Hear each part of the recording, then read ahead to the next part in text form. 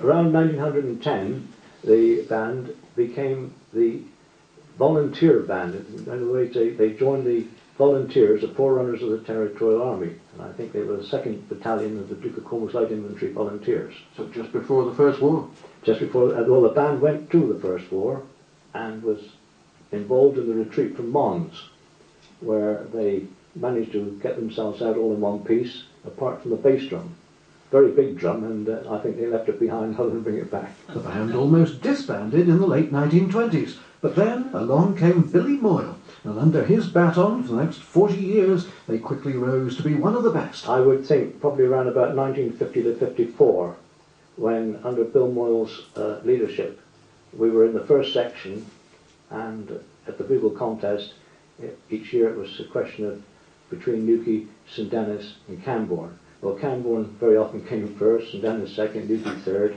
St Denis people will probably say they came first. But on one wonderful occasion, and I think the piece was La Reine de Saba, and we beat both Camborne and St Denis and came first. At that time they were making many broadcasts too, but over the years it's been the annual floral dances through the streets that have given them their biggest crowd appreciation, particularly, says Richard Clemens, in 1939. We'd already had a pretty bad scare, thinking war was going to come, and it didn't. I think everybody was out to enjoy themselves.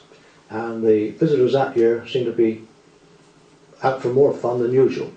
And I remember on one occasion coming down East Street, there were so many people dancing, not looking, dancing, that they got in between the band. So we had the cornets go along in front, and the basses go along rather in front, and the cornets come along behind with dancers in between. When we arrived at the Killer Court, we used to do a bit of dancing. And at that time, the popular dance of the day was Hands, Knees and Boopsy Daisy. Boomps, B-O-O-M-P, boomp, Boopsy Daisy.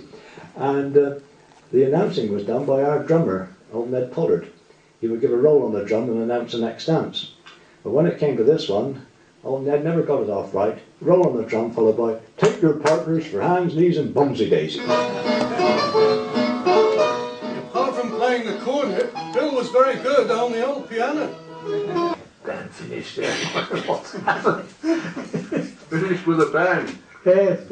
Well, the band, when the drum stopped beating, you see, an earliest calamity, they wanted to do something. Went to pieces. At least he didn't go left up the street and the band went right. Wonderful story, a little bit.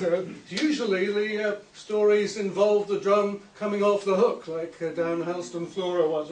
Walter Wayan was his name. Used to bang the drum down there and lost the drum on one occasion. That caused a lot of amusement, yes. In the Second World War, many of the players went away. At Newquay, those remaining went out kneeling east, apparently.